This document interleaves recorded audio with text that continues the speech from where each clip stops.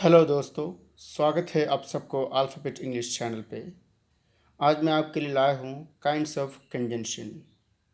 इस वीडियो में हम बात करेंगे कि कंजंक्शन क्या होता है और उसके कितने प्रकार होते हैं, और हर एक प्रकार को हम डिटेल्स के साथ समझने की कोशिश करेंगे। तो कंजंक्शन और उसके काइंड्स को समझने के लिए हमारे साथ वीडियो के आखिर तक बने रहिए। आपको समझ में आएगा कि कंजंक्शन और उसके प्रकार कैसे और क्या होता है। चलिए हम देर न करते हुए हमारा आज का लेसन शुरू करते हैं। Kinds of conjunction. सबसे पहले जान लेते हैं कंजंक्शन क्या होता है। A conjunction is a word that joins two or more words, phrases, clauses or sentences. Conjunction उस लफ्ज़ को कहते हैं जो क्या करता है, दो या उससे ज़्यादा अल्फाज को क्या करता है, एक साथ जोड़ता है, या दो फ्रेजेस को जोड़ता है, या दो क्लॉजेस को जोड़ता है, या सेंटेंसेस को क्या करता है, एक साथ जोड़ता है। तो उसे हम क्या कहते हैं, कंजंक्शन कहते हैं। ठीक है, इस कंजंक्शन को हम तीन हिस्से में बांट सकते हैं, यानी there are three kinds of conjunction. सबसे पहले क्या है, कोऑर्डिनेटिंग कंजंक्शन, दूसरे के सबऑर्डिनेटिंग कंजंक्शन, और तीसरे के कोरिलेटिव कंजंक्शन। तो आइए हम एक एक करके जानने की कोशिश करते हैं। सबसे पहला जो है coordinating conjunction. Coordinating conjunctions are used to join words, phrases, or independent clauses that are of a similar type in sentence. Coordinating जो सेंटेंस है या कोऑर्डिनेटिंग जो कंजंक्शन, उस उन अल्फाज को कहते हैं, उसको कहते हैं, यानी जो क्या करता है, कई सारे वर्ड्स को या फ्रेज को या इंडिपेंडेंट जो होता है उनको क्या करता है, एक साथ जोड़ता है। तो उसे हम क्या कहते हैं, कोऑर्डिनेटिंग कंजंक्शन बोलते हैं। आइए हम मिसाल से समझने की कोशिश करते हैं। ऐसे कि फॉर, और, not, but, yet, nor, so etcetera, इसको बोलते हैं coordinating conjunction. I like coffee but my brother prefers T. मैं कॉफ़ी पसंद करता हूँ लेकिन मेरा भाई क्या करता है, मेरा भाई जो है ये पसंद करता है, यानी चाय पसंद करता है। तो आई लाइक कॉफ़ी ये क्या है, एक इंडिपेंडेंट सेंटेंस है, एक सेंटेंस है, ठीक है। और माई ब्रदर प्रेफर्स टी ये दूसरा सेंटेंस है, और दोनों अपने आप में क्या इंडिपेंडेंट है, यानी वो एक दूसरे का मोहताज नहीं है। लेकिन हमने बट करके क्या कर दिया, एक दूसरे को क्या कर जोड़ दिया, ठीक है। दो सेंटेंस को हमने एक सेंटेंस में तब्दील कर दिया, ठीक है। तो इसलिए उसे क्या कहते हैं, कोऑर्डिनेटिंग कंजंक्शन कहते हैं। किसको, बट को कहेंगे, क्योंकि उसने जोड़ा। दूसरा क्या है, Roy and Tom are good dancers. Roy और टॉम क्या है, दोनों क्या है, अच्छे मतलब डांसर्स है, डांस करते हैं लोग, ठीक है। तो Roy is a good dancer कह सकते हैं, इसके बाद कह सकते हैं मैं Tom is a good dancer, ठीक है। लेकिन हमने दोनों के एक साथ कर दिया, और यहाँ एंड ने क्या किया, दो इंडिपेंडेंट क्लोजेस, यानी ऐसे रॉय इज़ अ डांसर, वे अपने आप में एक मुकम्मल सेंटेंस है, वो किसी चीज़ से मोहताज नहीं है। Tom is a good dancer ये भी एक अपने आप में एक इंडिपेंडेंट सेंटेंस हो सकता है। लेकिन उन दोनों को हमने समराइज़ किया किसके द्वारा, एंड के द्वारा। तो यहाँ एंड ने क्या किया, एक कोऑर्डिनेटिंग कंजंक्शन जैसा काम किया, इसलिए एंड को हम क्या कहेंगे, कोऑर्डिनेटिंग कंजंक्शन कहेंगे। उम्मीद है कि आप समझ गए होंगे। चलिए हम आगे बढ़ते हैं। इसके बाद सब ऑर्डिनेटिंग conjunction. Subordinating conjunctions are used to join subordinate clauses to independent closes.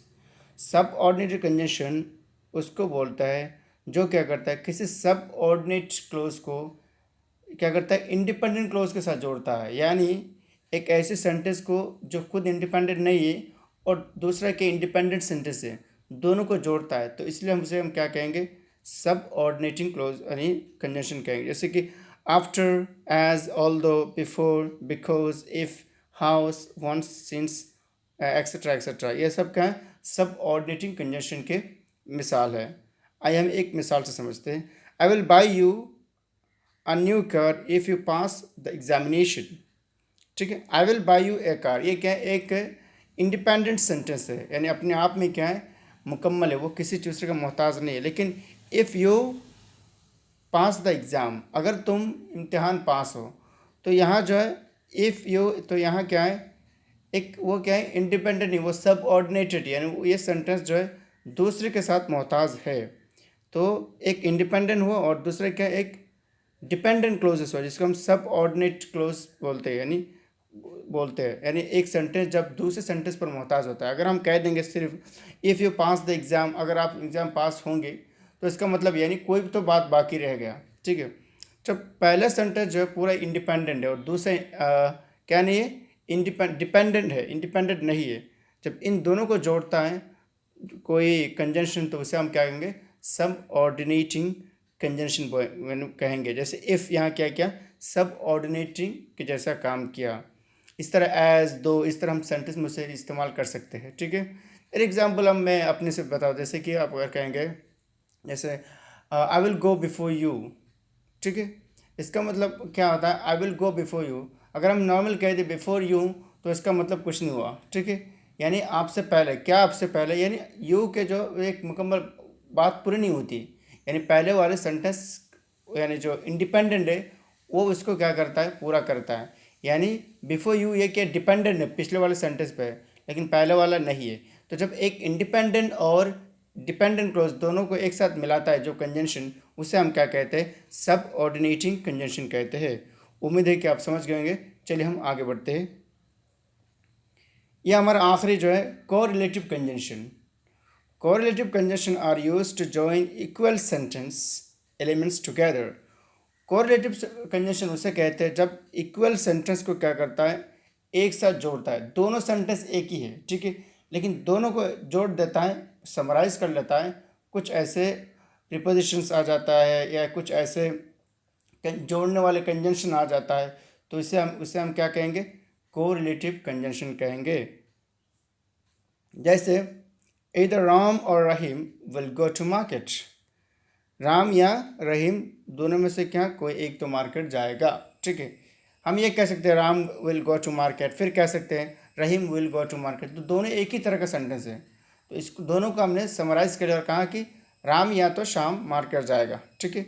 यहाँ और ने क्या किया, दो सेंटेंस को, एक तरह का सेंटेंस को जोड़ा, इसलिए उसे हम क्या कहेंगे, कोरिलेटिव कंजंक्शन कहेंगे।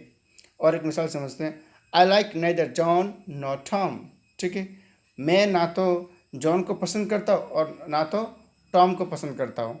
तो ये अलग से मैं भी कह सकता हूँ, जैसे कि आई डोंट लाइक हैं जॉन, फिर दोबारा कह सकता हूँ आई डोंट लाइक टॉम। लेकिन इन दोनों को हमने क्या क्या जोड़ दिया और कहा कि ना तो मैं जॉन को पसंद करता हूँ और ना टॉम को पसंद करता हूँ।